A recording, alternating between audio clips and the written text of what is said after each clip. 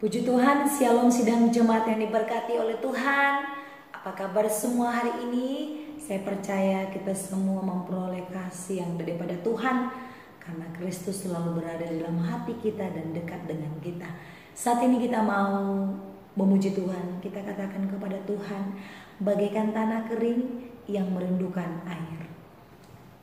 Bagaikan tanah kering yang merindukan air,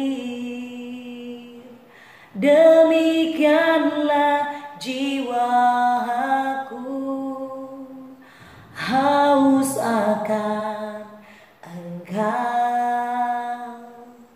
Ku rindu selalu hadir-Mu di hidupku, memulihkan jiwaku, hapuskan air mataku, mengalirlah kuasa Roh Kudus, mengalirlah di tempat ini, mengalirlah, oh Roh Kudus, pulihkanku, mengalirlah, oh Roh Kudus, pulihkanku.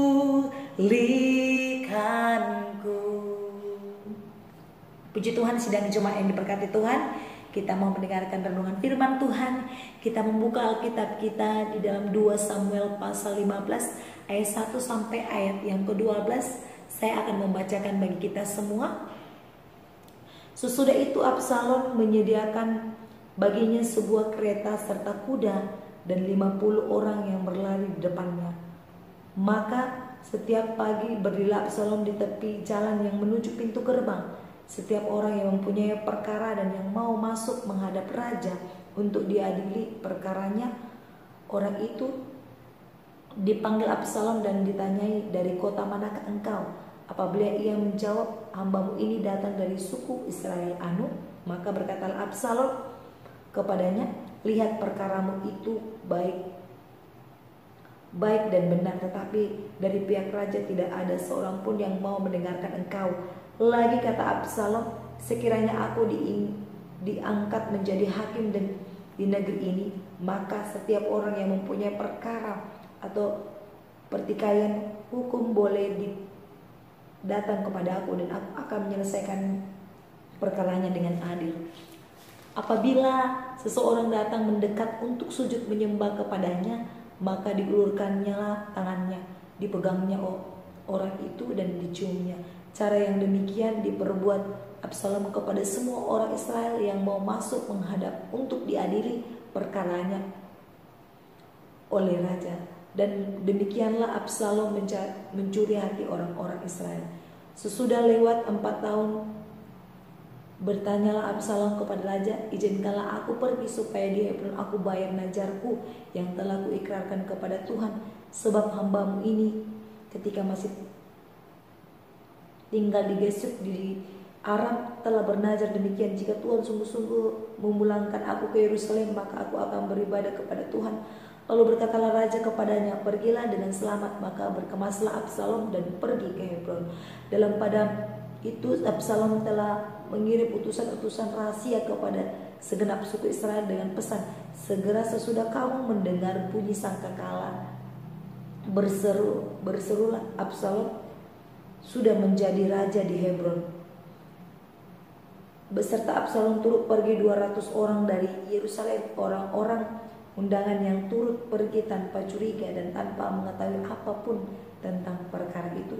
Ketika Absalom menghendak mempersembahkan korban, disunyilah datang Ahitofel orang Gilo itu, penasihat Daud dari Gilo.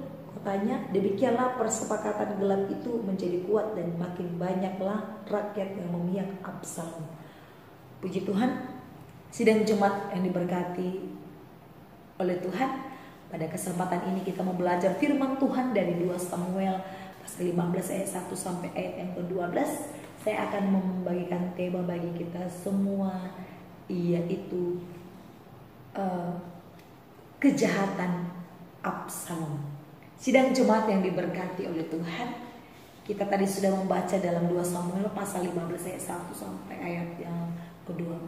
Bagaimana kita melihat kejahatan atau kelicikan Absalom terhadap ayahnya sendiri. Sidang jemaat yang diberkati oleh Tuhan, dalam sebuah ilustrasi atau sebuah cerita, jikalau kita pernah mengikuti sebuah pemilihan kepala daerah atau presiden, menjelang pemilihan kepala daerah atau presiden, biasanya para calon-calon akan tebar pesona, artinya akan mempromosikan, akan kampanye. Mereka akan melakukan segala cara untuk mengambil hati rakyat, baik dengan kampanye, program kampanye, atau memberikan bantuan berupa sembako atau kunjungan ke pasar rakyat dan lain-lain sebagainya. Mereka mencari beberapa cara supaya menarik hati rakyat, supaya rakyat boleh mendukung, bahkan memilih mereka. Sidang jemaat Tuhan, demikianlah yang dialami oleh Absalom sendiri. Pikirannya yang jahat dan licik tidak jauh berbeda dengan Absalom ini, sidang jemaat Tuhan, yang berhasrat ingin menyingkirkan Raja Daud yang adalah ayahnya sendiri. Setiap hari ia mencoba menarik hati rakyat dengan kereta perang dan pengawalnya. Di tepi jalan dikatakan tadi menuju Yerusalem, kita tadi melihat bahwa ketika ada orang lewat mau menuju Yerusalem, Absalom selalu bertanya, dia orang mana? Nah, jikalau dia orang Israel, maka Absalom akan mempengaruhinya. Supaya apa? Supaya dia mendukung Absalom dan meninggalkan Raja Daud. Suatu pikiran yang licik dan cara yang licik yang dilakukan oleh Absalom, anak Raja Daud sendiri. Dia sangat licik. Ketika ada orang lewat mau masuk ke Yerusalem, dia bertanya, dan ketika orang itu adalah orang Israel, dikatakan, kamu orang mana dan kamu mau ngapain? Katanya dia mau menyelesaikan perkaranya. Nah, dia mempengaruhi rakyat tersebut dan menjelek-jelekan ayahnya sendiri, Raja Daud sendiri. Dia jelek-jelekan. Supaya apa? Supaya rakyat mendukung dia sendiri, mendukung Absalom dan menjauhi Raja Daud. Suatu pikiran yang jahat dan suatu pikiran yang licik. Sidang jemaat yang diberkati oleh Tuhan, ia mengundang simpati rakyat dengan menyampaikan salam, mendengarkan keluhan mereka. Namun di balik itu ia mengkritik pemerintahan ayahnya. Wah, ketika rakyat lewat, dia memang memberikan simpati, bahkan juga menyampaikan salam, melakukan sesuatu dengan ramah. Dia menyapa rakyat dengan ramah, tetapi hal yang dilakukannya itu adalah suatu hal yang jahat, yang licik. Bukan suatu untuk kebaikan, tetapi untuk menjatuhkan ayahnya sendiri. Supaya apa? Supaya dia bisa menggantikan posisi Raja Daud. Sidang jemaat Tuhan, inilah yang mungkin pernah kita alami. Bahkan ketika pemilihan presiden ataupun pemilihan kepala daerah ini sering terjadi, menjatuhkan satu dengan yang lain. Dan ini bukanlah hal yang baik di mata Tuhan. Sidang jemaat Tuhan, dan ketika Absalom bertemu dengan rakyat, ia menjanjikan pemerintahannya lebih baik dibanding pemerintahan Raja Daud. Dikatakan ketika aku akan menjadi raja, aku akan memberikan ini dan itu. Dia berkata-kata manis supaya apa? Supaya Daud jatuh dan rakyat meninggalkan Daud. Sidang jemaat Tuhan, nah setelah 4 tahun berusaha menjatuhkan nama Daud dan membangun nama baiknya sendiri, Absalom siap merealisasikan ambisi di tempat kelahirannya, yaitu di tempat Daud dilantik menjadi raja.